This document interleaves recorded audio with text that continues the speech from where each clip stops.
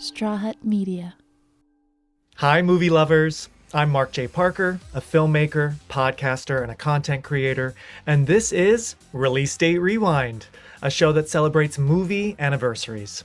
I love movies, and I bet you do too if you're listening to this podcast on the Straw Hut Media Network or watching it on YouTube. I focus on movies that are hitting a milestone anniversary each month, and this is a very special episode because we're not talking about just one or two movies. No. We are talking about three famous comedies from 30 years ago.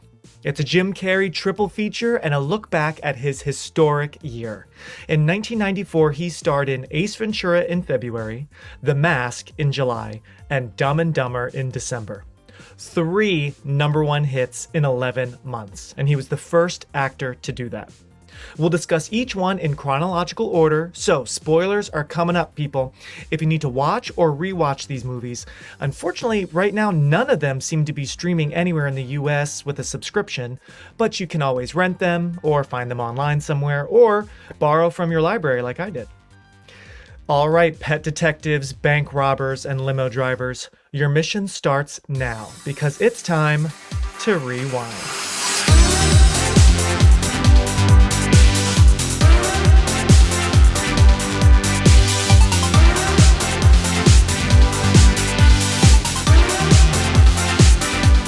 Let's put The Mask to bed for now. Let's fast forward a little bit later to the end of 94, December 16th, 1994, everybody. End of the year. Perhaps the biggest of all three of these movies. I mean, they're all huge, but Dumb and Dumber was released. Now, Katie, and I want to throw this to the Instagram followers as well. I'd love to hear what everyone thinks. Out of these three mega movies, which is your favorite? So Dumb and Dumber is definitely, I love all of them. Dumb and Dumber is definitely my favorite. We'll go into all of our favorite lines, but I literally quote these lines to this day, like literally ask any of my friends and I constantly quote this movie. It is ingrained in my DNA. I love that. I love it. Yeah, it's definitely my favorite. I hadn't seen this in a while. When's the last time you rewatched? So it's funny. I watched it for this podcast. Of course, I rewatched. And before then, sat and watched the whole thing. I couldn't remember because I've seen it so many times, when it would be on TV. Right. I've definitely watched it on DVD, I'm sure, with friends and family, But I couldn't think of the last time I actually sat and watched the whole thing through. But like I said, I've seen it. It's so ingrained in my DNA. I have most of the movie memorized in the script. I swear. When you told me that, I was like, okay, I have a feeling. I think I know what is her favorite because all are so good. But yeah, I would agree with you. I think Dumb and Dumber is 1, The Mask is 2, and Ace is 3 for me. Personally. Yeah, I agree with that. Yeah, I love them all, but if I have to put in an order, it's funny. It's it got better and better. Each movie got better and better through 94. Which is kind of crazy because also, like we were saying, it's already crazy. He had 3 massive movies in 1 year, but that they actually kept getting better is insane. That the guy didn't just need a break and sort of phoned it in by the 3rd movie. No, Jim Carrey is still doing the Lord's work in comedy. he and Jeff Daniels, how funny, Jeff Daniels was just in Speed earlier this year. Also playing a character named Harry. So when I was watching Speed with my brother, I realized his name is Harry in this movie too. It's Harry's bizarro, Bizarro Harry from a different parallel universe Harry, where it's that is what are the odds? Two Harrys, 2 very different characters. Very could it be more different? Oh my God, that is such good trivia right there. How funny. 2 Harrys in 1 year. Very different. But I mean, the 2 of them are gold. They are one of the best duos in film in the history of film. Would you agree? Agree. And it's so interesting when I was reading up on, of course, my trivia. They did not want Jeff Daniels. They wanted a comedian. And Jim Carrey really pushed for, he's like, no, I really want an actual actor to ground me. Because then I feel, and I agree with that because even though Jeff Daniels is zany and dumb, of course, and all that, he still is the more grounded, level-headed of the 2. So I think, Jim Carrey made a wise choice to really push for him. Yeah. But yeah, they in the first week of filming, they didn't have any scenes together because the studio was prepared to replace Jeff Daniels. Like just in case they had to scrap everything. So they didn't really act together the first week. It was almost like Daniels was like continuing to audition. So gosh. That is so right? crazy. I mean, he's such a good actor. I know before this, he was in Arachnophobia, one of the scariest movies ever. I know. So, so he was doing lots of good stuff. And I love that. Yeah, it makes sense because I was going to ask you, out of Dumb and Dumber, who do you think? Who is dumb and who is dumber?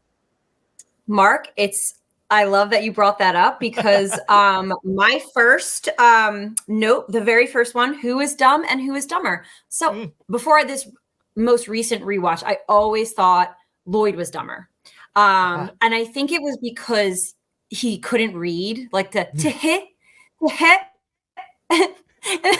Harry's like, he's like, oh yes. So, and then just as a kid, and like, doesn't Harry even say like, I know it's a big one? He says something like that after it's a big one. After he corrects him. Which is a great scene, but also I'm like, oh, he has like dyslexia, I think. So, but anyway, I always thought it was Lloyd. But as I was rewatching, I'm like, actually, I think Lloyd is the smarter one.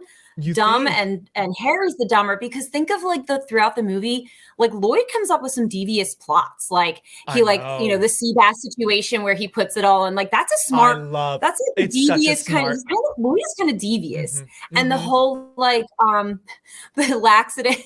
He puts the laxative in Harry's drink so he can get to Mary. That's a devious, like that's like a smart. I actually changed. I was like, I think Lloyd is the dumb and Harry's the dumber. So that's my.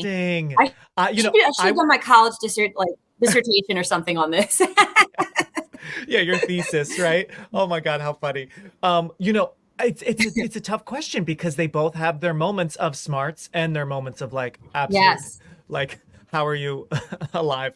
Right. So and then like when Harry like shoots the gun and then Lloyd, and then after like they slap this vest on me and Lloyd is like, what if he shot you in the face? And then Harry's like, what if he shot me in the face? Like, again, like certain things are, I just think Lloyd's like a little bit more like, on the up.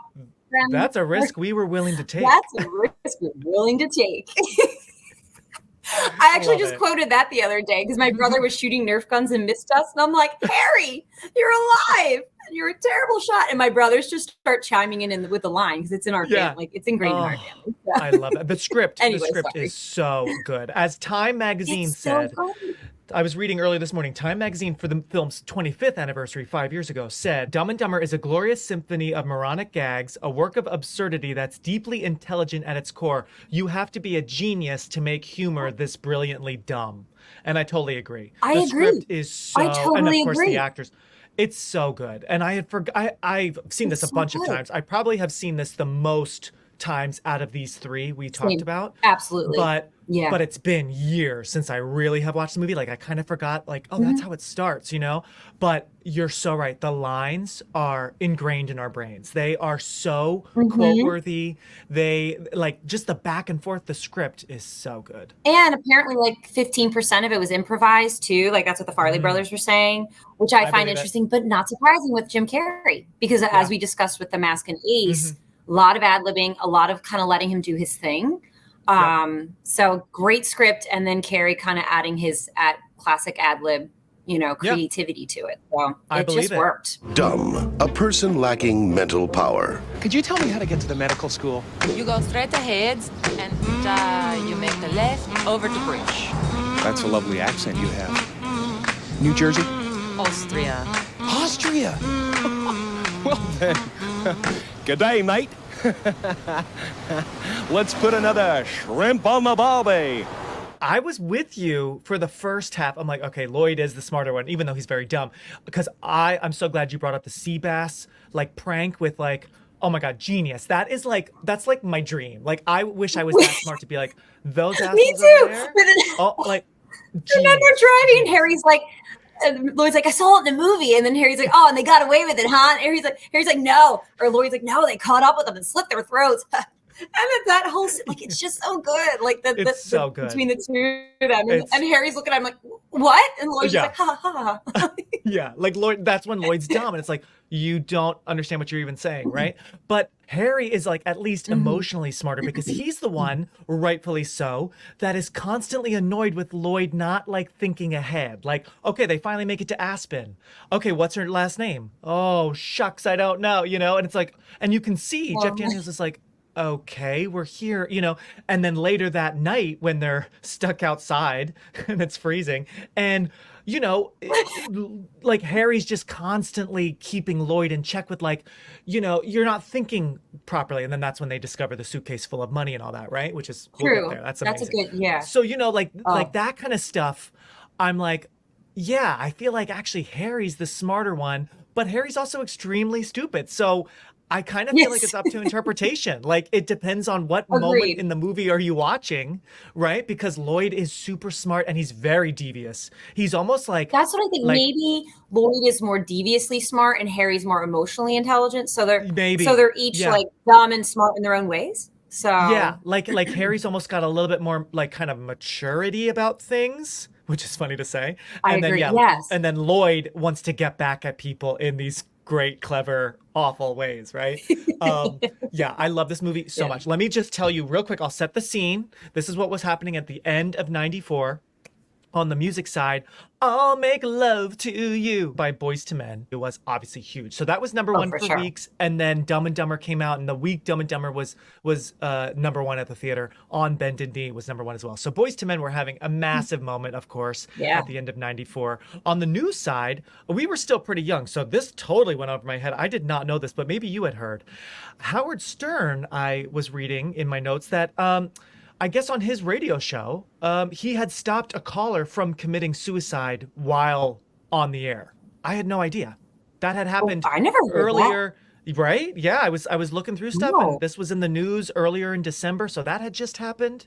He had just totally averted someone committing suicide on the air, which is crazy. Yeah. Wow. I don't know how that's like not like bigger news. I feel like that's like something really, that's pretty incredible. Really crazy. So I thought that was a little wild thing to say. And then other popular movies at this time, The Santa Claus, iconic with Tim Allen. That was a big deal in the movies. I watch that every year for Christmas. Yeah. Do you? Yeah, I know. It's so good. Christmas I know now season. like it's one of my like TV show, and there's a whole franchise there, which I didn't see that. I only watched the first one. That's the only one I really liked. The first one is so iconic, and I remember seeing that in the movie theater. That was a big deal. So Santa Claus was huge. Disclosure, which was a legal like sexual thriller with Demi Moore. I never saw that. Like Demi Moore. Yep. Yeah, and Michael Douglas when he was still like in his, you know, Fatal Attraction, like he was into those like thriller, you know, sexual thrillers. So Disclosure was a big deal. I just remember that. The most I had seen of Disclosure was the poster in my agent's office in Cherry Hill, New Jersey. Whenever I would go to see my agent or take a class there, I guess because she must have one of her clients, I guess, was in it. They were like big posters. And I should have asked. I never to this day have asked, like, why were those posters Waiting to Exhale, Little Women, which had also just come out right around this, or was about to come out. So, but yeah, Disclosure. And I just remember like sitting there in the waiting room, like looking at Demi Moore, like whispering into Michael's ear. And I'm like, what's she saying? What's going on in that movie? Anyway. Random fun fact. So Disclosure was huge. The Lion King was still huge. You might remember we were just mentioning that with The Mask because that came out in June, July. Still in the top 10 for weeks and weeks. Wow, that was in theaters for a while. Because now we're talking, what, July came out? Or June? Almost 6 months later. Yeah, 5 months. And it's still in the top 5, top 10. Yeah. And then also another popular film in the top 10, Junior, which is about a pregnant Arnold Schwarzenegger.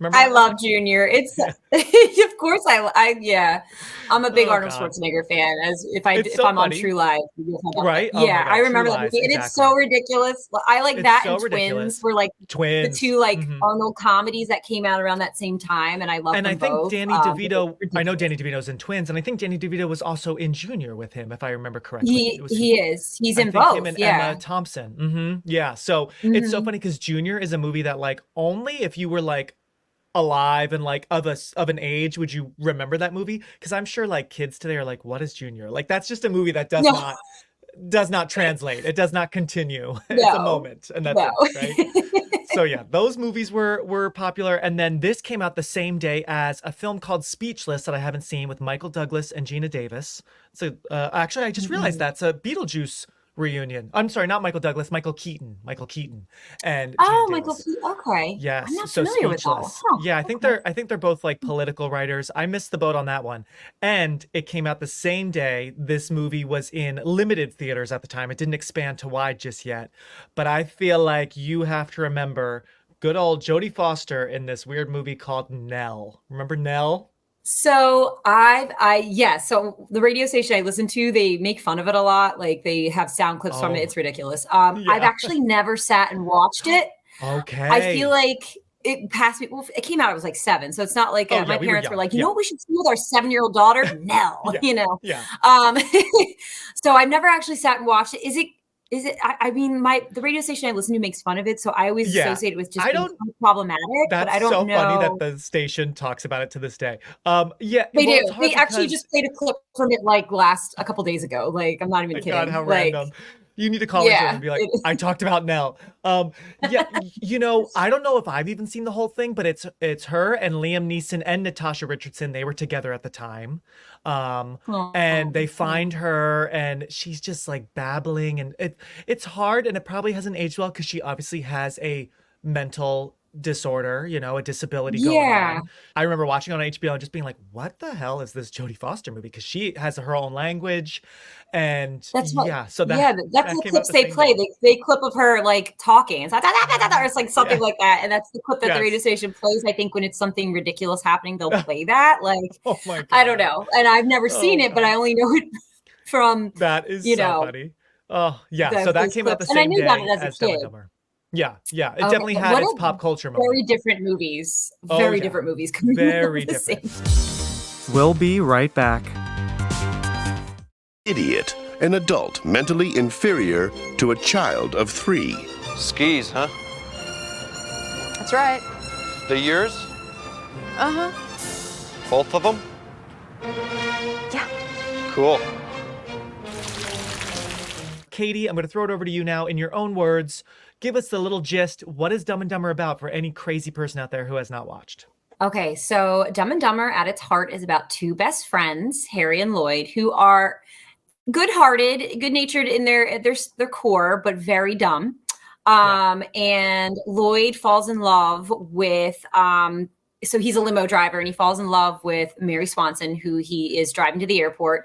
Mary leaves a suitcase in the middle of the airport. Lloyd sees that, and he's like, oh, I got to get this for her. So he runs, snags it, not knowing that there's like mobsters because it's full of cash, pick it up. So he swipes it before the mobsters can get it, and runs, to try and catch her. But the plane takes off. He hilariously falls off into the tarmac.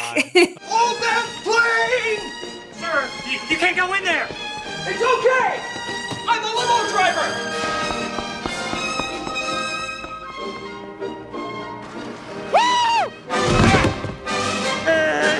Briefcase, not suitcase. I keep saying briefcase. Right. And so Lloyd convinces his friend Harry to drive cross country to Aspen, Colorado. Do you want to go someplace warm? I want to go someplace warm and sunny. Aspen, Colorado. He convinces Harry that way. So they take a road trip, and hilarious hijinks ensue. Exactly. So yes, it's all about their adventure, and the mobsters are chasing them, thinking that they're like these crazy hitmen, like working for someone else. Like the bad guys think they are much smarter than they obviously are. Yes. They're like, wow, these guys are good, because they we'll get to it, but one of the bad guys dies, and it's just like the crooks are like so fearful of them for a while. They're like, wow, these guys are good. We're out of our league, when actually these guys have not put any thought into anything they're doing, right? So everything that's happened is just by accident and coincidence, and exactly. So total coincidence. You're sorry, and a lot of accidents, a lot of funny accidents. So this was directed by Peter Farrelly, although on IMDb it does say his brother Bobby Farrelly was involved, but just didn't get credit because this was only on-screen credit for Peter Farrelly, I believe, right? Oh, interesting. Yeah, I saw that, and I was like, oh, because a lot of I kept saying Farrelly brothers, so because we know that made movies after this. This is one of their first, but yeah, I guess they wrote it together, but only Peter, I guess, was like the lead director this time. Because any other film after that, I'm pretty sure most of the films they've worked on, they work on together, right?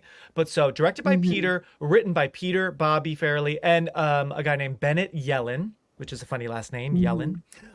So they came up with Dumb and Dumber. Of course, we were just talking about Jim Carrey and Jeff Daniels are the stars, and Holly, I was about to say Holly Hunter. No. Lauren Holly?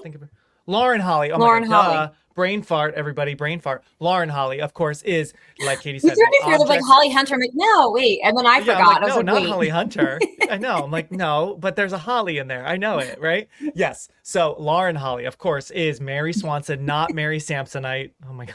That's so funny. The name on the brand of the briefcase, right? What's her last name? I'll look it up. Starts with an S. So swummy, slippy, slappy, Swanson? Maybe it's on the briefcase. Look on the... Oh, yeah! It's right here. Samsonite. I was way off. She is the object of Jim Carrey's affection. And like we said earlier on the show, Katie brought up, yes, they were a couple in real life. They were married. I forgot about that. And she is so stinking cute. Yeah. Another beautiful woman in a Jim Carrey movie. Are you seeing a theme here? There are like always beautiful women with oddball Jim Carrey here, right? And then we even have Victoria Rowell, who has a fun, and she's also gorgeous. She plays the woman later on we find out, you were just quoting her, she's in the FBI. Fun fact about her, we did her celebrity ghost story when I worked on that show. So random. And I remember I was like, Victoria Rowell from Dumb and Dumber. She was on, let me see real quick. I'm not sure. I didn't see anything about that. She was definitely on the Young and the Restless. Yeah, that soap opera for a long time. Yeah, she was on that for a long time. So she's done lots of TV in her career. So, but I know her probably like you, mostly from Dumb and Dumber.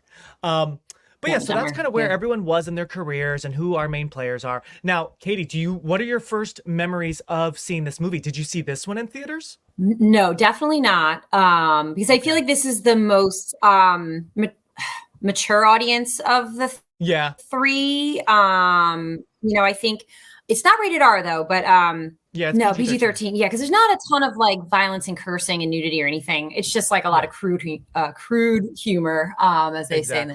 I'm pretty sure we rented it, but I can't recall like the first time seeing it. This is gonna sound weird because it's so ingrained in my memory. I feel like I've always known it. Like, I don't know, I can't remember specifically sitting and be like, wow, I'm watching this movie. But I feel like I'm going to assume we probably rented it from like, West Coast Video or Blockbuster or something. And then, watched it at home. Probably with my brothers and my parents, My mom hates this movie, by the way. So does she? Every time I quote it, she's like, "Ugh, it's such a stupid movie." She hates it. That's so funny. I'm like, meanwhile, like we're quoting it constantly, and she gets annoyed.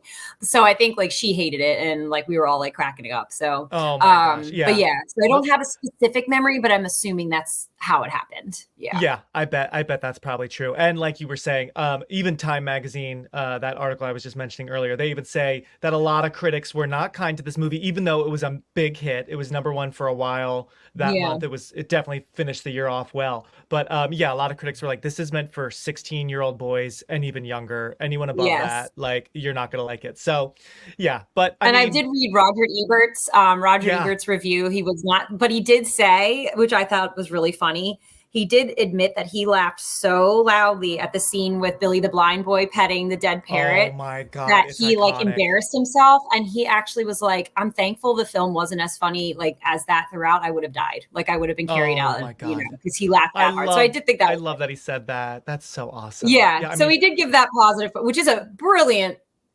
story line. Brilliant. That boy is so friggin' funny. It's Pretty Bird. So Pretty bird. Yeah, can you say pretty bird? Pretty bird. Yes, pretty bird. Pretty bird. Polly, want a cracker? I just thought he was quiet. I love it. I had forgotten that. Yeah, we see him again when he says that on the news. And Lauren Holly, Mary's like looking and what's wrong with these people? Oh my God, so good. Poor Petey, right? That's the bird's name? Petey Oh my the God, so parrot, funny. yeah. Petey the parrot. Oh my God. Yes. Yeah, I can't remember the first time I saw this either, because like you, I completely agree. I feel like it's been with us like since birth. I just feel like Yeah, life right? without Dumb and Dumber is not life. Like I would not Not be life. here, right? I didn't exist So before Dumb and Dumber, so you right? know. I know. So I must have seen it, yeah, when it was on TV or rental or something for sure. And also I just feel like, everyone talked about this movie. Like you'd be on the playground and like it was not only Jim Carrey, but just Dumb and Dumber was like quoted everywhere. And even throughout high school, like many friends would just quote, like, this is just a movie that has Constantly. lasted a long time, right? Because it really, I think it holds up well. I think, I had forgotten some moments, but it's that kind of thing where it's like riding a bike. Like as soon as you put it on and you see like an image or you start to hear something, I was quoting like almost everything like you. Like I had forgotten. Yep. I remembered, of course, mock, yeah, ing, yeah. Yeah. Like, right? But then I forgot that then they pick up like the Mexican like immigrants and then they're like mock. Oh, I remember Ma. See. See. Like little, it's just so fucking funny. Like So funny. Oh my God. And so stupid, but it really made me laugh out loud. Having seen it a bunch of times and being, almost 37, I'm still laughing out loud at this movie. the infamous bathroom scene with Harry, of course, classic. Oh my God. There's a I'm trying to think. There is a framed photo of Harry sitting on the toilet like that you can get and put in your bathroom, and it's on list of goals. Oh my God, that's genius. Love it. Harry, are you in there? Be right out! I hope you're not using the toilet. It's broken. Huh? The toilet doesn't flush. I love the beer bottle pee scene where they get pulled over. Oh my God. And I was trying to remember, Katie, what is that actor's name? Do you remember the guy that plays the cop? He actually auditioned for the role of Lloyd. Did he? I know he's done a lot of stuff. Harlan Williams. So Harlan Williams, Harlan Williams. Auditioned for the role of Lloyd. He was just starting off in his career, super young there. And so he got that role instead, which is it's so memorable. Like I remember that. And it's upon this rewatch, so this cracked me up. It was a line I didn't remember, but now I wrote it down because it's so fucking funny. When the cop pulls them over, Harlan Williams pulls them over, and he says to Lloyd, he calls him a pumpkin pie haircut freak. I don't know why. I just start dying laughing because it's like, because his haircut's so ridiculous. And it doesn't make any sense, but it makes perfect sense. So I just start cracking. I'm like, I don't remember this line. So I wrote it down immediately. So yeah, that's a deeper cut line. So that's a that's a classic scene. I actually remember seeing that scene. I remember that scene first watching. Like I remember being like, oh my God. Like, because it's like drinking someone's pee. Like it's God, like burned in my brain. funny. So I do remember my first watching that. Like again, yeah. And also it's also just such a body, like you feel for Lloyd, because we've all been there where you have to pee so bad. I feel like whenever I have to pee in the car, I do think of that scene because he's peeing in so many bottles and poor what are you, Harry a camel? is holding them. And the way I say that line a lot. Like the way he's peeing and like he just looks, he sells it. He makes it look real. Like he's just he sells it. But and then I just love how, like getting the last dribbles, like we've all been doing. Harlan Williams says, you fellas been doing a little boozing, have you? Sucking back on Grandpa's cough medicine? Oh, so good. And the way he does that like neck thing after he drinks, it's just, you're so right. You can't help but be like, it's so good because that's what I'm doing that inside, even though I'm like, Tic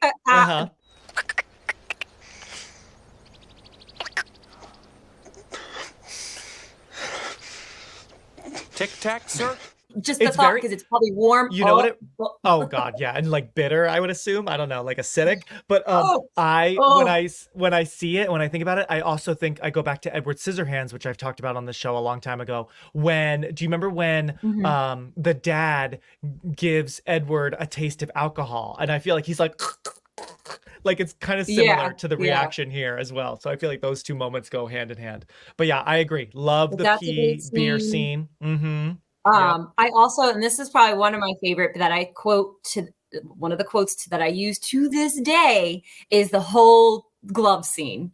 That scene where they're freezing. Okay, so they're freezing. I can't feel my hands. And Lloyd like looks at him, he's like, here, take my extra pair of gloves, you know.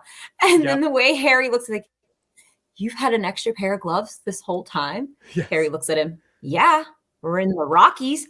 And he does that face. And then Harry's just like, I'm going to kill you, Lloyd. Yeah. What? I will repeat that scene.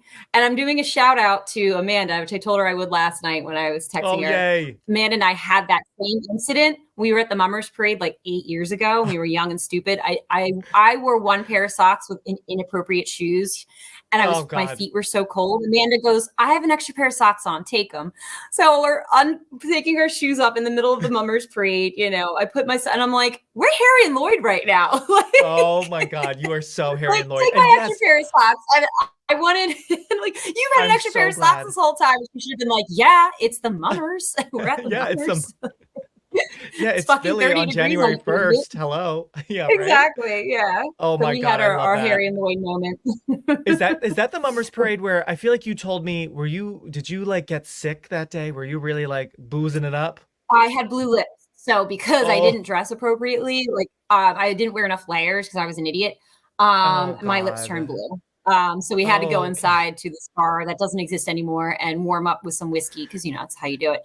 My lips were blue. Like Amanda looks at me and she's like, we've got to get you inside. I'm like, why? I feel fine because I'm drinking like an idiot. So, you know, God. And then she like showed me my lips and like a mirror or whatever. And I was like, oh, they do turn. That really does happen. Your lips turn blue. It's a real thing. That is so funny because I remember so your lips turned blue with Amanda, and I remember hanging out with you guys in Ocean City a few years ago. And remember we were drinking like the spiked root beer, and I got all blotchy. My skin got so red. Do you remember that? I was so worried. I was like, please don't have some anaphylactic. Like that was oh so my God, weird. your throat closes up. Greg, we were like so nervous. I know. I was getting like, but luckily it went away. But yeah, you're turning blue. I'm turning red. We're very Harry and Lloyd right now. We're just having, So that's one of my other favorite scenes. But I'm glad you bring that scene up because, that's what I mean when like Harry actually feels a little more mature or at least emotionally smarter than Lloyd, where he's like thoughtful and he knows like, yeah, it's cold. What would I do in this situation? I would give someone my gloves. So that's what I mean. Where like at times I'm like, I think Harry's smarter because Lloyd at least is pretty selfish. I mean, he's doing. But Lloyd did have the extra pair of gloves because he was like, it's going to be cold, so I should wear two gloves. So you're right. So he does have that. Right. You could argue into forever, right? Yeah. Like, it's just I should write like an essay about this. Oh, you're right. Where just a column of like Lloyd smarter, Harry smarter, in every example, right? Or dumber. Stupid. A person below normal intelligence.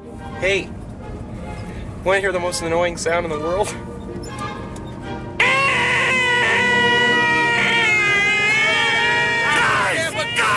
Guys! If they each had half a brain, they'd still only have half a brain. Oh, look, Frost. The fantasy scene where Lloyd is like imagining his life with Mary and the ripping out the guy, it's the most ridiculous thing in the restaurant. And then that might actually be maybe the most, might be maybe the more scene. Kind of like maybe problematic scene. I was thinking like that maybe hasn't aged well is him kind of like mocking like an Asian kind of voice. Yeah, that's a good point. Maybe, but I know it's very so kung ridiculous. fu. It's kind of spoofing like just kind of kung fu fighting, right? But yes, I do love that scene, and I remembered that the kiss at the end, heart grabbing. Yes, the kiss, and how funny this was a month after the Frankenstein movie with Robert De Niro, which I don't know if you've seen that. That was really good and scary. He pulls Helena Bonham Carter's heart out. So how funny that these two movies, like a month apart. I forgot about that. The heart very different movies. Yes. Sorry, spoiler everyone for Frankenstein. Yeah. But yes, I just thought like, oh my God, weird. Like late '94 was all about like punching people in the chest and pulling out their heart. Anyway, I love that. And isn't that the same? Is that the same fantasy where I just always remember one of the like strongest visuals of this movie in my brain is when Mary takes off her like blouse or whatever, and then her boobs are the car headlights. Is that the same? Yes, that's in the end of the scene because Lloyd is driving and he's like beep beep and he's like, oh shit, and he like startles awake to the truck coming. Yeah, that's a funny scene too because the boobs are the headlights and it's just and like his reaction clever. to them, like, huh, and it's a clever way to like start bringing us back to reality. Yeah, exactly. I just always remember reality. That. Oh, we have to talk about the pepper scene. Okay, so I have another story. Ooh. Exactly. I think I am Dumb and Dumber. I think I've lived my So that scene I also put in there because I have an offshoot of that in real life. So this is with tell me. Like Helena, Matt, a couple other friends, and we did the hot chip challenge. Have you heard of the hot chip challenge where it's like an individually wrapped chip because it's so hot? Don't do it. Just look it up. But we did it. So we split the chip because we were like coming home from the bar. It was like 1 a.m. We're drunk. And we're like, let's do the hot chip challenge. So we each break the chip up and we each take a little bit. Exactly like in Dumb and Dumber. I mean, we're my friend is digging into ice cream, trying to get. I'm drinking I'm pouring almond milk. Almond milk doesn't help with spicy things, people. Like I learned that. Yes. It's not an actual milk. So I'm pouring it's not working. And my friend, he gives me ice. Like, get the ice cream. So we're digging with our hands because it's so spicy and painful. And exactly where the Harry and Lloyd are putting the ketchup and mustard in their. Oh my god, the ketchup and mustard. That is so friggin' funny. And how exactly. So I was watching that. And I'm like, I've lived this. Oh my god! Well, where did you get this chip? So my friend Matt got it from his boss or a friend. Like he got it from someone who clearly hates him, but he loves spicy stuff. So I think it was like, hey, try this, and don't ever do it, guys. Everyone out there, don't do it. It's just, or if you do film it, they filmed us doing it. Like there's a video out there. Oh my god, is there a video? Oh my god. Yeah, I don't know who has. I have to ask my friends. Like, oh my god, but, if you can find it, I'll do a side by side of you guys with the chip and then Harry and Lloyd with the pepper. Please, let me know. I think my friend Elena filmed it, so I'm seeing them today. So I'll ask. I did bring this story up. Oh my all hell broke loose. She went upstairs for like 2 minutes and left us unsupervised, and that's what happened. So did the ice cream help? It did, yeah. Okay, yeah. Almond milk doesn't, so it has to be like actual. It's gotta be like dairy, lactate or lactose. Yeah. Lactose, yeah. You're like, I've been there, boys. Yeah, I love that scene. Boys. And it's so funny because I also just love, again, we're talking about great actors and great directors because the Farrellys have done some iconic films. There's something about Mary, even Shallow Hal. I mean, like their movies are, you remember them, right? Funny. And I just love that like Harry is like just squeezing the bottles into his mouth, but then Lloyd slams them on the table and shoots up, and they're like getting on his face, up his nose. Like these actors are so committed. Everywhere. It's just so, oh my god, so funny to me. It's amazing. And then that leads to, I forget what's the bad guy's name who dies? Oh, that actor is like always a bad guy in movies. He's always He's like another character actor. He plays Joe, and then Karen Duffy, who we were mentioning earlier, was in Blank Check with Tone Loc from Ace Ventura. She's JP. So those, are the two. Those are the two gangsters, mobsters, bad guys. The gangsters that are hired by Nicholas, which I couldn't really figure out real quick. Let's talk about Nicholas, who is kind of like the ultimate bad guy. Is he related to Mary? Like I couldn't figure out his relationship to the family. What I kind of deduced is he's like, so her family's very wealthy. So I think he's something like a investor or like someone that like, I'm trying to think of the word, like almost like a family helper. Like I think you're right on the money. Yeah, because since I hadn't seen this in a while, I remembered him and I remembered he's involved. But I was like, oh yeah, is that Mary's like boyfriend, husband? I'm like, oh no, wait, her husband's kidnapped. So her husband's kidnapped. Yeah. I'm like, oh, it's her brother. And I'm like, no, I don't think this is like a brother or a cousin. So you're right. I think it's like we see that in movies and even in reality shows. I know I think for a while there, Lisa Vanderpump from the Housewives of Beverly Hills had like this guy living with them who ended up being shady. But yeah, it's sort of like rich people just take in like a clean cut guy that like helps them and seems rich, but helps it's not them at all. With things. You're like, right. Yeah, I'm glad you helped me kind of figure that out because even at the end, I'm like, so yeah, how do they know him? They just sort of breeze over that bit. But anyway, yeah, so Joe, the gangster, is right there with them, and then the rat poison, and I just love the zoom in they do on the black bottle. Pills. He's like, Son of a bitch!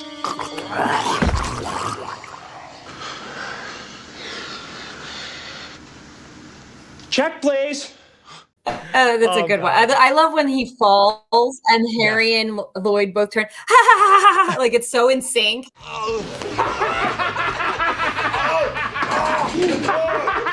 And he's like, it was just a goof. Like, he gets so like sweaty my and gross ulcer. from like, yes, the ulcer. Because I couldn't remember. I'm like, is it a heart attack or what a what's good way to happening? But go. no, the peppers on his ulcer. Oh my God. Yeah. And what a way to go. And how he knows, he sees that bottle, and then poor Harry feels guilty. He's like, his last words were to me. And then Lloyd says, well, if you don't count like the gargling sound. And he's going in, he's like, ah, and he's like, no. And Lloyd's like, I'm trying to help you. It's so dumb and so funny. Good. So dumb and so good and so funny. And I'm laughing. We're all laughing. I am laughing. And real quick, I want to interrupt our laughing for how random. I completely forgot, but then once I was watching, I'm like, oh yeah, this song is in the movie. The Scream theme song, Red Right Hand, is in the movie. How random. Yes. So I made a note, actually. It's a great soundtrack for like very great. I put great 90s soundtrack. Yes. I am right there with you. You have I agree. Nick Cave. You have like Crash Test Dummies. I love that. Like I was like, upon this rewatch, I'm like, oh, this is actually really good. Like early 90s, epitome of like early 90s music.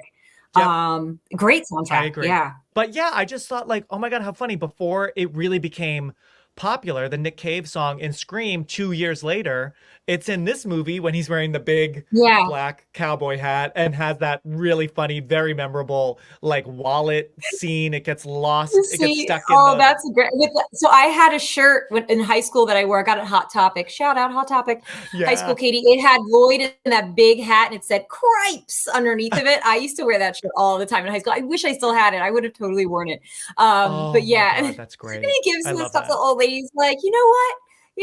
Old people, despite what everyone says, old people should still, what does he say? Like serve a purpose or something. And I'm just like, Lloyd, no. And then he goes, he's like, I got robbed by a sweet old lady. Yeah, like that's a great scene too. Because the journey, like the road trip movie that's here, and then of course Aspen, the whole, I mean, more than, it's kind of half the movie. It's not even the last act. We're in Aspen for some of the most iconic moments. I really kind of forgot that we're in Providence, which I forgot we were even in Rhode Island. I'm like, oh, me too. I was actually, when I was watching, I was like, where are they coming from? Like, oh, it's Rhode Island. So I was trying to think how far they actually had to go to get to Aspen. So I'm like, oh, that is a fucking hike. That's a long drive especially when you're going the wrong way. How Harry freaks out again when Harry is a little bit smarter than Lloyd. Lloyd's been going in the wrong direction. That's a big crazy moment. And I have to say that just made me think.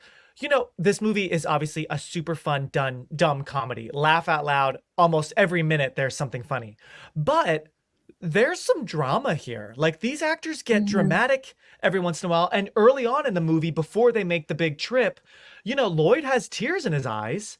And what is he saying? He says, he goes, I'm tired of always trying to scrape by, when he's like convincing Harry to go on this road trip. He's like, I'm tired of like always trying to scrape by. Most of all, I'm tired of not having anyone, or something like that, I think as well.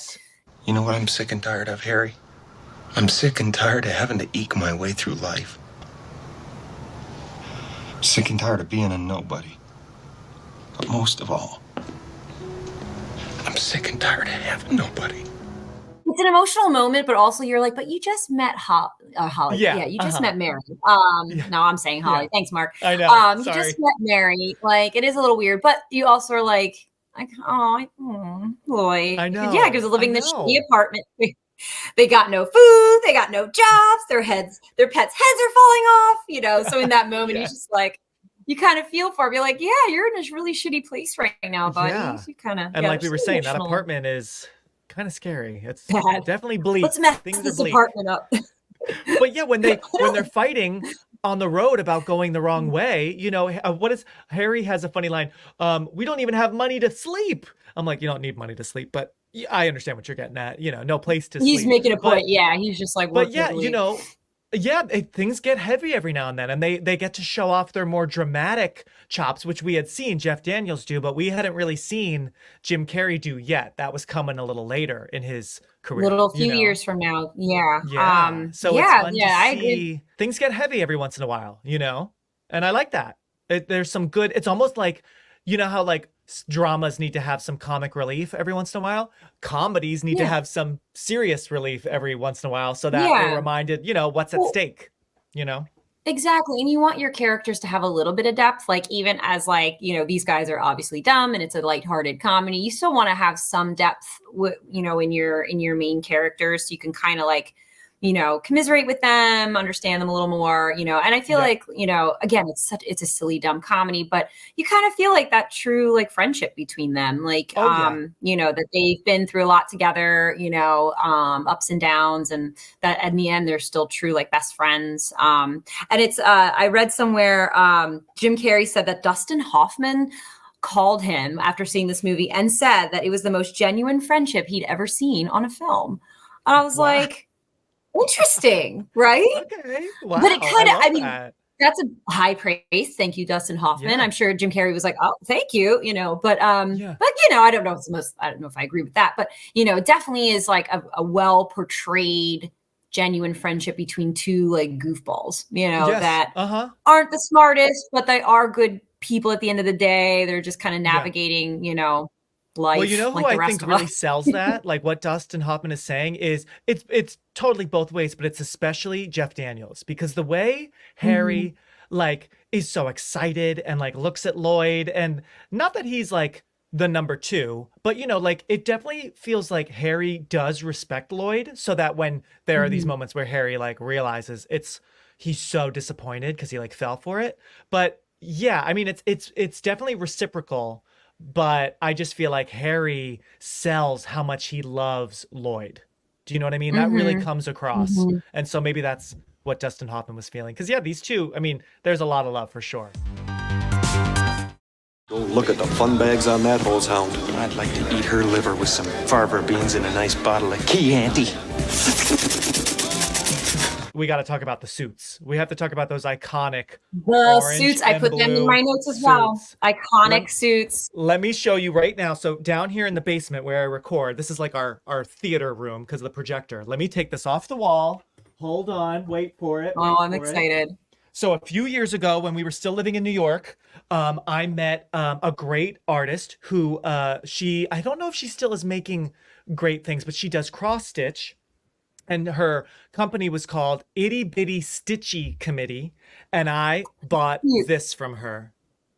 Can you see? I love that. Isn't it amazing? That's amazing. So if you're listening, you can see this on YouTube, but if you're listening, you'll see, or I'll explain. We have Lloyd and Harry in orange and blue in their top hats and their canes, everything, and it's all cross-stitched. They're like Nintendo characters. They're like in that like Nintendo character kind of. All of her work. Love that. Yep, exactly. All of her work. I'll bring it closer. All of her work is in that like 8-bit. You should post that on Instagram. I should. I'll definitely post it. I love Tag it so them. much, and it was so hard to just pick one, because she was selling these when we were selling candles. It was some of our first events selling candles, and nice. I was like, oh my god, your stuff is so Itty good. Bitty So I just want to shout out Itty Bitty Stitchy Committee, and I mean those suits are truly iconic. I remember like how I didn't want to wear them to prom in high school, but I do remember talking to friends like, okay, should we seriously consider wearing those suits to prom our senior year? We didn't, but I mean, that would have just been iconic. I think everyone's done that. So the gala that I just went to last Saturday, my friend Natalie and I were talking about actually doing. We want to make it a thing we go to every year. It's so much fun. This was the second year we went. So Natalie and I were like, we should actually get those suits and wear them to the gala next year, and just because we were so glamorous the last 2 years. But like next year could be like the Harry and Lloyd year. Yes. Oh yeah. So it's in the air opposite, because you were so glam this year. Yeah, next year go and drag, baby. That'd be so fun.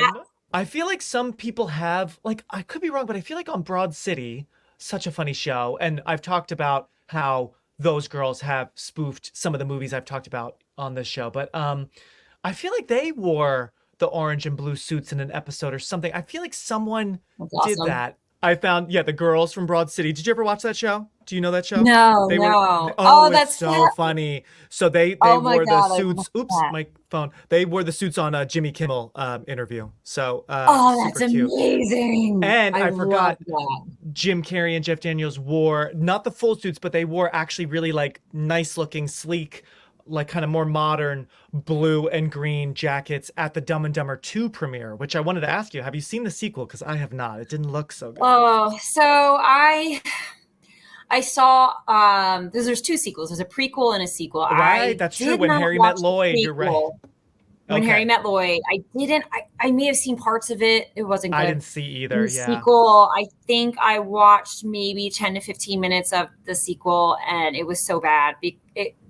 And it made me sad because I feel like they were trying to a lot of these sequels, like the Zoolander sequel, the Dumb and Dumber sequel that they do like 15 years later or whatever, 20 years later, they try to like retread the same jokes, and it doesn't work. It's almost that whole like catching lightning in a bottle, it worked the first time, and then they were trying to like redo a lot of those jokes, and it just didn't work. It was bad. Like don't watch it. Just have this one. It's beautiful, it's perfect. I wouldn't watch the sequels. That's a bummer. I understand why they would want to do them, why they would want to have a long time go by and then bring them back for a long awaited sequel, but you could just tell in the trailer. I'm like, oh, okay, interesting. But it's hard when it's hard doing it with comedies that are so like punchline driven.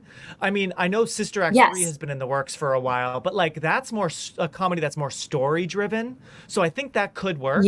But when it's just like these iconic lines, you kind of can't just say them again and like expect everyone to like exactly. And that's what the sequel was kind of trying to do. And I was like, oh, this is so bad. And I don't know. So I just pretend it doesn't exist, Okay. Yeah, I totally hear that. Yeah. Okay. Good advice. I'm not gonna watch. I had a feeling, but I just love that whole iconic scene when they've infiltrated this gala, and then the owls.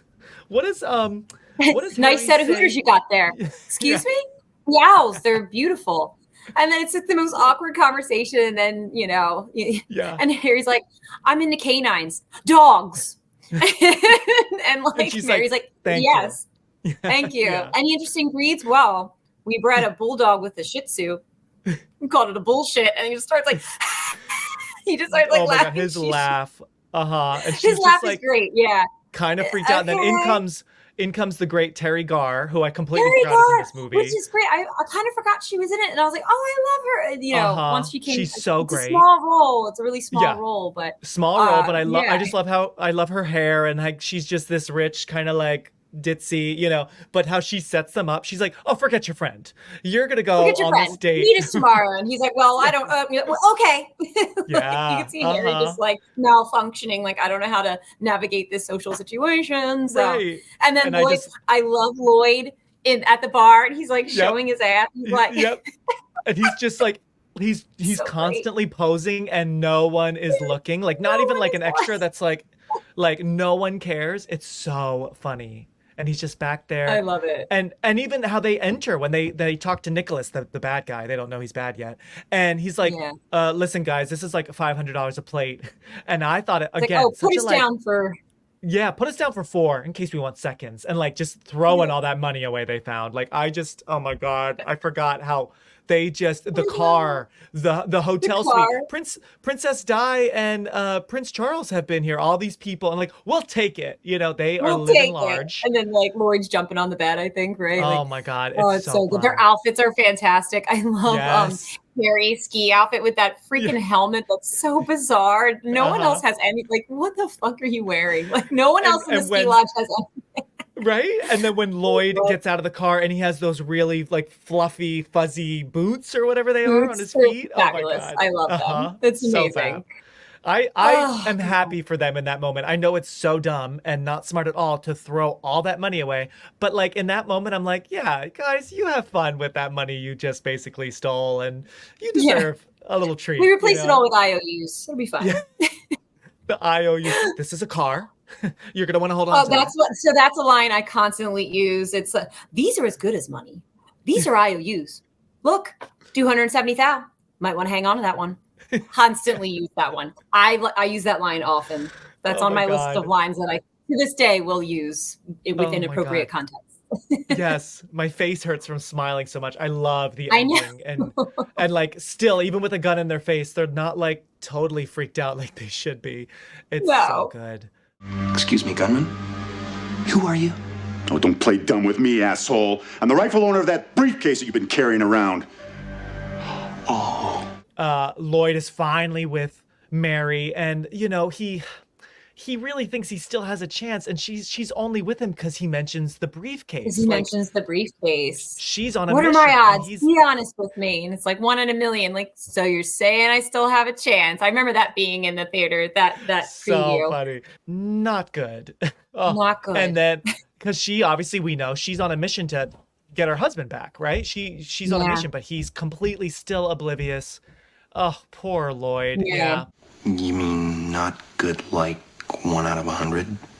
I'd say more like 1 out of 1,000,000.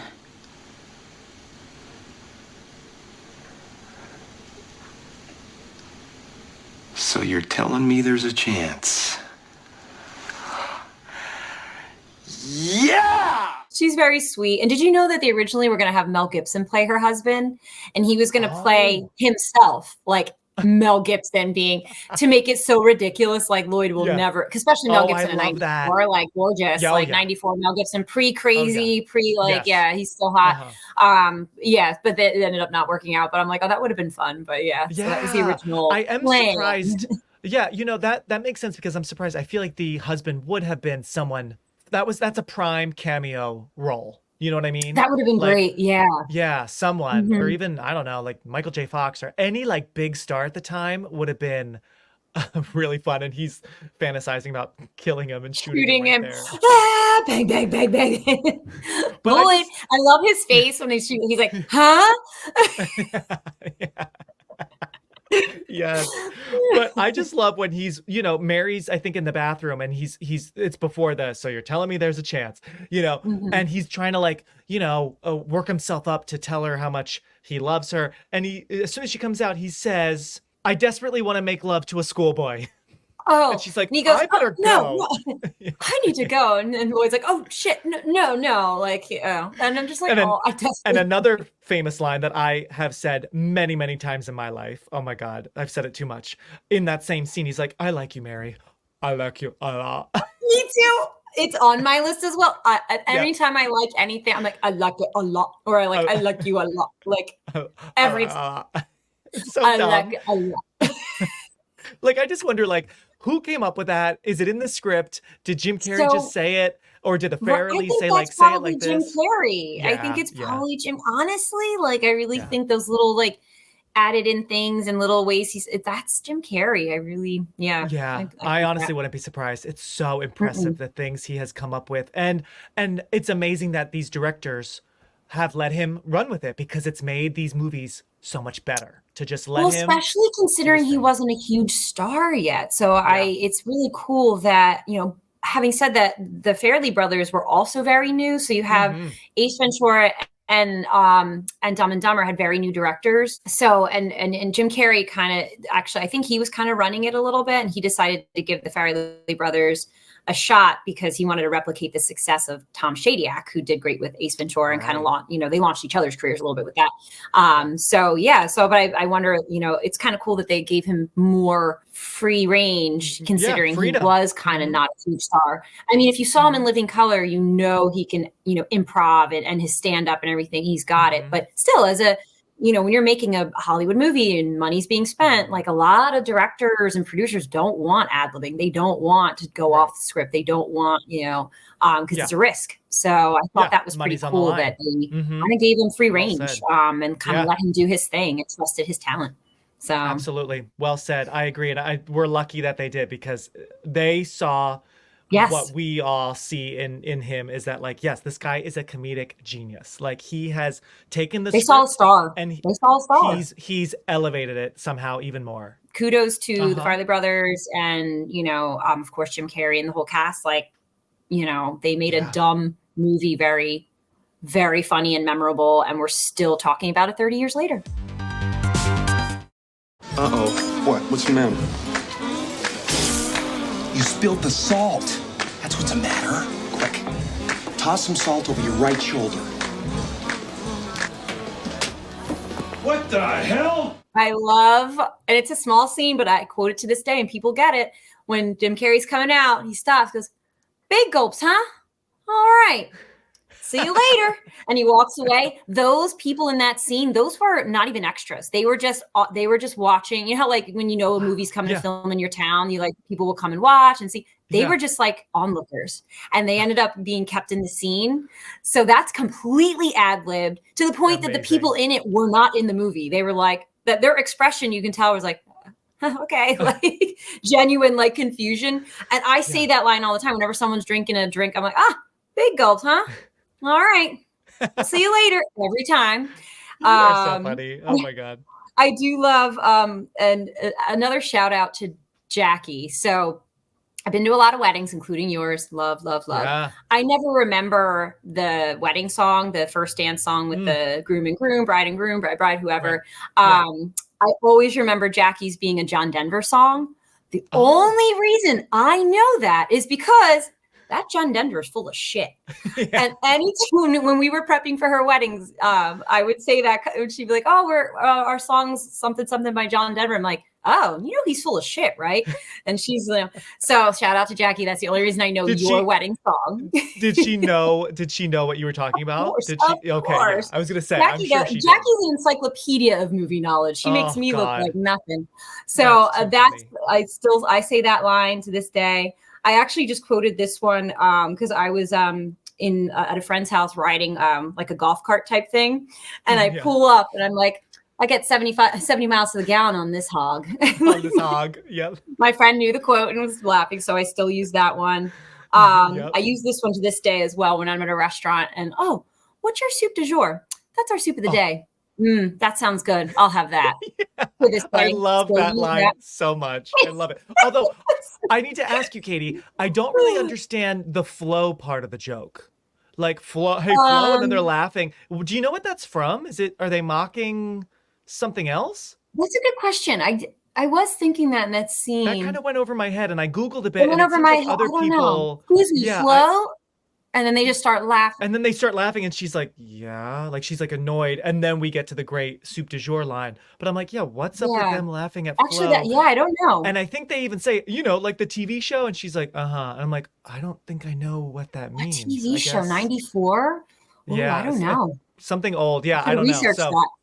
Yeah, I'm sure some listeners are like, "Come on, guys, it's blah blah blah." I know. Someone will comment and let us know, please. Yeah, correction for real. Yeah, because I Googled and I saw some Reddit posts and people also were confused. So Yesterday was one of the greatest days of my life. Mary and I went skiing.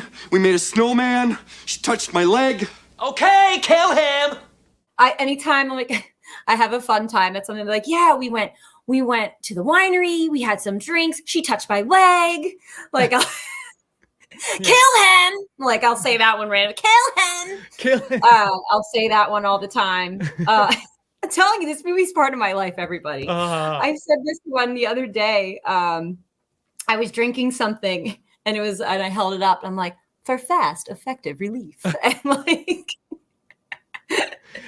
so that's that thing I love in Harry's drink. He pours it in, and then he does like a little drop, and then And then when they're drinking, and like Lloyd's like. Yep. The look he's get. I've done that with when we're drinking, and I'll like push my friend's drink. I'm like, I'll do the Lloyd. That's so funny. So I've done that a couple times. So those are I know it's a lot of lines, everybody. Oh, and I do this is another one I just did too. Whenever I can see my breath when it's cold out, which right now is always because it's winter, and miserable. Whenever I see my breath, I'll go, "She must be unlisted." It's so random. Stupid. It's so random. That's what I mean. Like those little lines that like are so random. They're 2 seconds That's how funny this movie is, because it's like little ones like, where the fuck did that come from? Like, was that ad-libbed? Was that part of the script? It's so fucking random. That one is such a deep cut that if you did that with me right now, I probably wouldn't have even gathered that that's from this movie. And I just rewatched it, you know, like that, like there are just so many like blink and you miss it, like funny moments, right?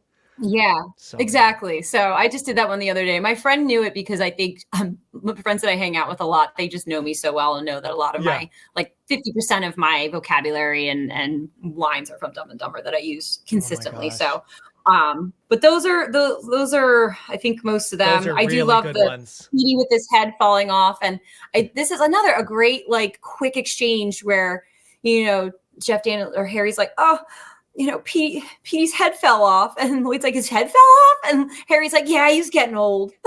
And Lloyd doesn't question it. He's like, damn. And that's also such a great exchange, because I feel like Romeo and Michelle would do that, Wayne's World, you know, like that kind of style of like, you know, like no one asking more questions about that like a normal person would. You know what I mean? Right. Like I think, Romeo and Michelle's like the female Harry and Lloyd for sure. Yes. Yeah. So totally. Maybe slightly smarter. I feel like Romy would guide them in the right direction, you know, at least. But you definitely see some fun similarities and some good DNA in those buddy comedies for sure of the 90s. Two scenes I want to mention before we leave that are also so friggin' memorable. One is like kind of like maybe the biggest scene. Jeff Daniels' tongue on the pole. Yes. We got to talk about the, right? Oh, I mean, I'm glad you brought that up. Mm-hmm. With Lauren Holly right there next to him. He goes on this kind of ski date and they've been throwing snow at each other, which always makes me laugh because he's so aggressive. And he's like so aggressive. He's like a little kid. He doesn't know like how to and she's like, he's like forcing her face into the snow. Like she's a good sport. She actually, you know, Lauren Holly does a lot of good physical comedy, because then Lloyd and she are racing up the stairs and then he pulls her leg and she falls. Again, they're like little kids. They don't know. They like, that's what like a little kid would do if you're like trying to flirt or like, she's a good sport. But I mean, we got to just talk about that tongue. I mean, I can feel that. Like whenever I watch, and her grabbing his head, like, and the kids watching, and the one kid like is smiling and then like drops his smile. It's so good. And he like hits his friend. He's like, "Are you seeing this?" Like everyone's. I just feel like every kid for a few years like did that, like made a joke, like, "Oh, dare you to put your tongue on that?" Like Harry, you know, like that was such. I never did that. Did you ever do that as a kid? I think I did try it, because also, of course, that comes from A Christmas Story. So I mean, we've seen it before, but like I think I did try it at least once on something, which is so gross. Look, Frost. But yeah, I just feel like that was on the playground, that was at friends' houses, like people would joke about that for a long time, and that was such a memorable moment. So I have to give a shout out to that tongue, that fake tongue they had. Oh my god. And then it brings me to, there's a movie called Frozen, not the big Disney animated Frozen, another movie called Frozen, where, do you know about this, where it's like three friends are stuck on the ski lift overnight. Okay, is it on Netflix? It might be. It's definitely old. It's from like 2010. It was a smaller film. I've heard of this. Indie, but it's low budget, and Kevin Zegers and I forget who the others were. Oh yeah, and it's like that scene, but for an hour and a half, and it gets gnarly. Like. Yeah, I did hear about this because I'm always looking for new like horror, new suspense, new like, you know. Check it out. And that's a movie. Okay, Frozen. Yes, I know exactly the movie you're talking about, because they always say like it's not the Disney one. It's, you know, much. Be careful not to accidentally rent this when you're showing your kids. You know, they probably were so annoyed. They're like, God damn it, no, we're the other Frozen. But no, check it out, because it's like the Harry scene, not with a tongue, but like, you know, just like. It's pretty gnarly for sure. So check out Frozen. It's on a ski lift. Isn't there like anyone else at the fucking ski lift? I forget how it gets started, but yeah, they're okay. there. I'll watch. I just wrote it down on my note because I don't want to forget. Yeah, let me know what you think. Like 5 years ago when I was recommended. Yeah. Let me know what you think. I haven't seen it since it, you know, came to. I don't even know. I guess on demand, or maybe I rented it like literally like 12 years ago or something like that. But so that's a scene. And then the last scene I got to say is the ending. I love the ending so much. They are so dumb. So they're walking They're walking on the side of the road, figuring out what they're going to do next. They have no money, of course. They have no friends because Mary was never really their friend. No. So they're walking, and then this bus pulls over, and these beautiful, bodacious babes stick their head out. Yeah, I love like it opens. Yes. All the girls are like hanging out the windows. It feels very like National Lampoon, like this moment. Very it's like, agreed. right? Yes. Yep. When are we ever going to catch a break?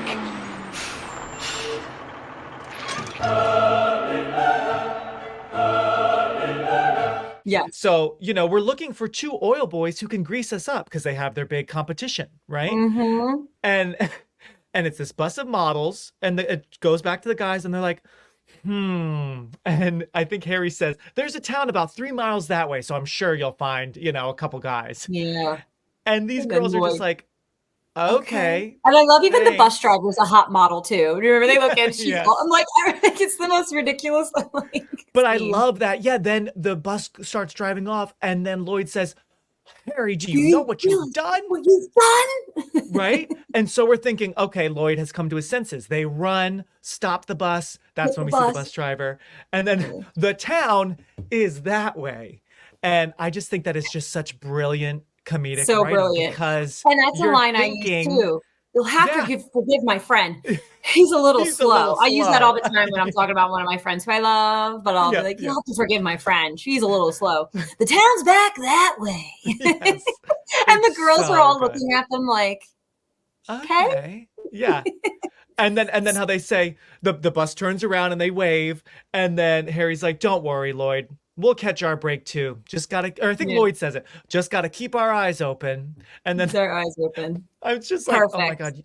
And I just love how the movie ends on such a dumb note, right? It ends on a dumb note with just them. They haven't learned a thing. Yeah, they haven't learned a thing. They have each other. They still have each other. And it's funny. I read that Jim Carrey. They were thinking about doing an alternate ending where they do get on the bus. And Jim Carrey refused to shoot it because he probably was like, no, it needs to end dumb. It needs to end dumbly, where they make a very stupid choice. And so and you know what would have been funny, actually, going back to the sequel, Dumb and Dumber 2, T.O., which I also, real quick, I just have to say, I completely forgot, maybe never even realized, I love all the typos and misspellings. Yes. I wrote that in my notes too. I never noticed that until I read about it in my fun facts or in my trivia. And I was like, and then I'm watching it and I'm like, yeah, they are all misspelled. And it's even like that on the DVD because I borrowed the DVD from the library. And it says it says special features. And it made me laugh. I took a picture. I'll put it on Instagram. So funny. Dude.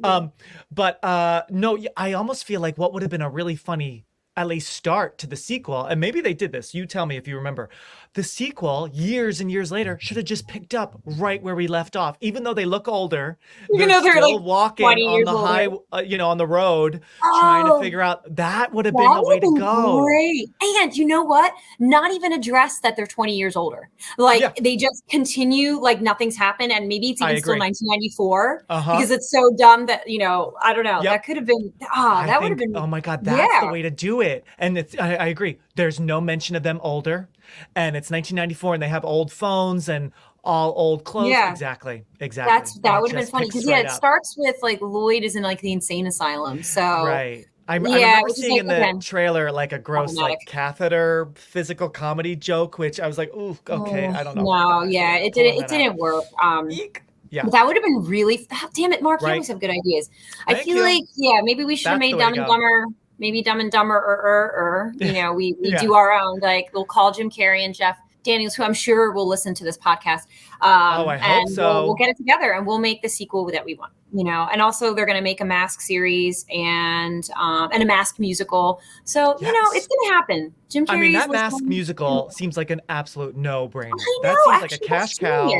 Add a couple more songs in and like, it would be, oh my God. Yeah. So come on, Broadway. Oh, geez, look at the butt on that. Yeah. He must work out. Actually, Jim Carrey originally wanted Nicolas Cage as Harry because they were friends from Peggy Sue Got Married, which we talked about a few movies ago or like 5 hours ago. And they also were thinking about having Gary Oldman play, I guess, Lloyd. Wow. So that was an idea. And they also were thinking for Harry, Rob Lowe, Chris Elliott, and Chris Farley, which Chris Farley seemed like an obvious, Yes. But so they were bouncing those names around. For Lloyd, they bounced around Ben Stiller, Eddie Murphy, Adam Sandler, and Mike Myers. So some of the same similar names we're hearing from other Carrey movies that we reviewed. So so they had those names considered. Halle Berry was actually offered the role of both Mary Swanson and Beth Jordan. They were like, you can have either one. Yeah. She turned both down. Which is, but I guess in '94 she was around. She's been around for a while. I mean, even though she's like a vampire and doesn't age, but yeah, she's always stunning. But she was in the Flintstones movie in '94. Yes, I remember. 94. I loved that so that's one. Probably, I wonder that's why she turned it down, because if you think about the Flintstones, there's bigger stars.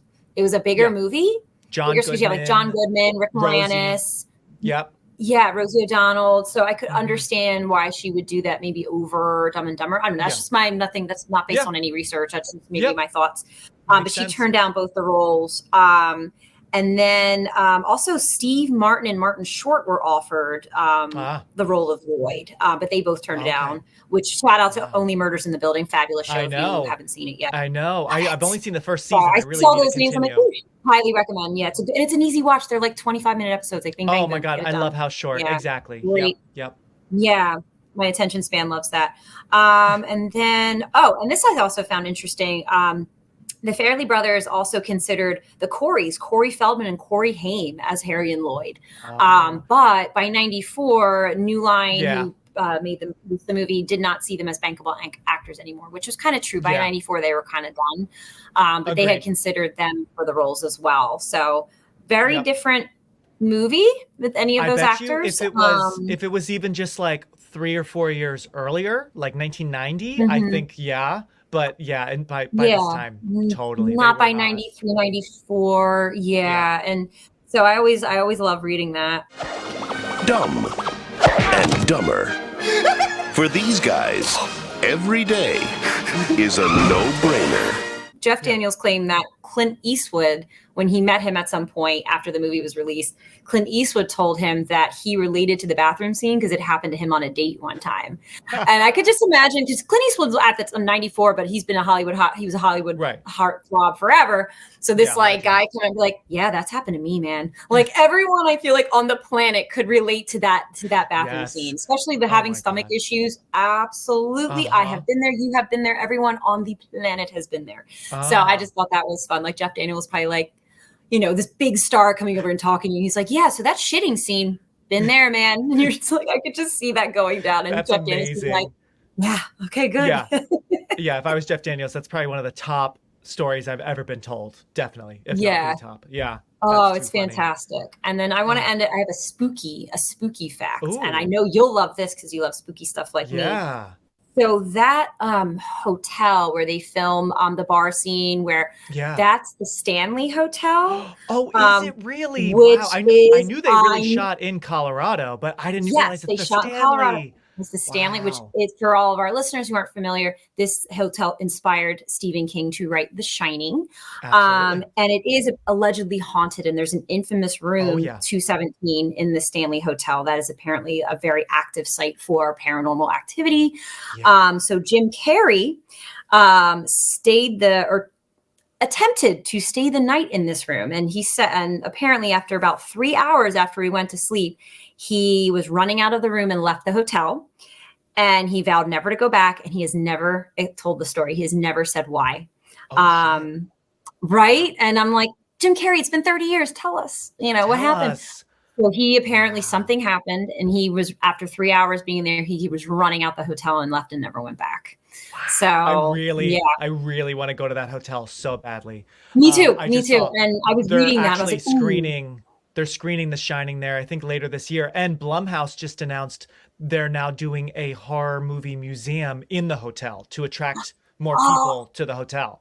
We got to go. First of all, I love Colorado. Colorado's fabulous. Right. I need to really I've been to Colorado for a layover, but I still have never actually visited Colorado. So much fun. Traveled there. Beautiful. I know. I'm way behind. I love it. That is a good fun fact. Well, my fun fact is not as spooky or cool, but I still think it's fun and interesting. So I was wondering, because Lloyd, Jim Carrey's tooth in the front, it's chipped. And the whole time I'm like, that looks real so life. real. And it was real. You probably saw this too. Yep. So Jim Carrey actually had the cap removed for filming. He went to the dentist and said, take it off because he thought it would make Lloyd look more like Lloyd. To the and character. it so does. But yeah, he had told Entertainment Weekly a while ago, Clark LaPrairie jumped on my head in grade school detention. The nuns sent me home with my tooth in an envelope. And so that's why his tooth is really chipped like that. That's such a nun move. Like, here's your tooth, kid. See you later. Yeah, here you go. Leave. Oh right? my gosh. I just loved that he had the balls to be like, yeah, well, I'm just going to remove it because it'll make the character even better. And it so does. Like Lloyd is those blunt bangs and that tooth. You know, it's like that is quintessential. It makes the character. Husband? Wait a minute. What was all that 1 in a million talk? But yeah, that's basically it. And this one was a big hit at the MTV Movie Awards. Sometimes I talk about that award show. This one, Best On-Screen Duo, Best Comedic Performance for Jim Carrey, and Best Kiss for Jim Carrey. I was going to say Best Kiss. Lauren Holly. Yep. Lauren Holly. Yep. This will go down as probably for me one of the funniest movies. A movie that should not have worked because it's so dumb, but it does because talent, good writing, good acting. Yep. Just lightning in the bottle. They caught it. So yay, 30 years later, we're talking about Dumb and Dumber. Everyone brought their A game to Dumb and Dumber for sure. It's so good. I agree. I co-sign that statement. And isn't it crazy? The last thing I'll say, isn't it crazy that Jim Carrey, for all the major movies he did that year, all the money, all the nominations, I think he was even nominated for a Golden Globe for, was it for The Mask?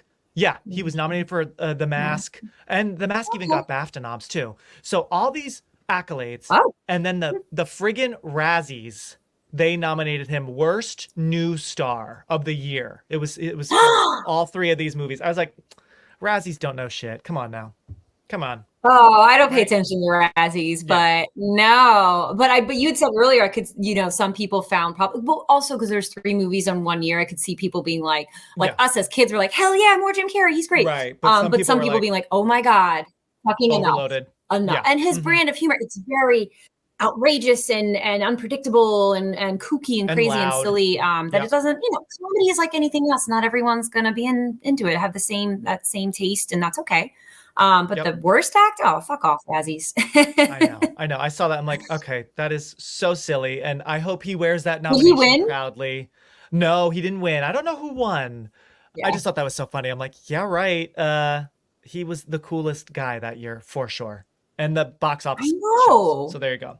Right? I know. So he's the only actor, or first actor, or only actor to have 3 #1 movies in a year and 3 movies to go over $100 million. I want to say he's the only, or one of the only. I knew he's got to be one. If there are more, that list has to be extremely short. Yeah, he was the first. He was definitely the first to do that. So I don't know if anyone's done that since. Not only hit #1 in 1 year, but go over $100 million. So. Wow. Jim Carrey. Bravo. Yeah. It's amazing. What a special year. Yeah. And what a special guest you are, Katie, for doing this marathon episode with me. I want to make sure. I know. Did you say all of your typed notes? I want to make sure you my typed your notes. Report is done. I feel like I covered everything that I wanted to discuss in my neatly typed up notes. I needed the notes typed up because there's a lot to discuss. 3 big movies. I didn't want to mess it up. I wanted to be, on it. You're doing a great service to the community. I'm doing the Lord's work. Yes. We thank you for your service. Student of film, PhD film, Jim Carrey filmography, Katie Bruno. And that's about everything we could say about the epic year Jim Carrey had 30 years ago. Thank you for listening to or watching this episode of Release Date Rewind. And hopefully you learned some new trivia. Before you stop listening, please leave a rating, a review, or a thumbs up on whatever app or site you're using to listen, because that engagement really does help indie podcasts like this one. Thank you to my old friend Katie Bruno for coming back and sharing all your movie knowledge and your laughs with me in this episode. Thank you. And thanks also everyone out there who voted in my Instagram poll about which of these 3 movies do you like best. It was a very close call, especially between Dumb and Dumber and Ace Ventura, but the big winner is Dumb and Dumber. Thanks also to Straw Hut Media, Kyle Motzinger, Greg Clements, and Portland Media Center. And on the next episode, we keep the comedy coming with the 1999 movie Jawbreaker. Oh yeah. And in the words of Jim Carrey as Lloyd Christmas, Goodbye, my love.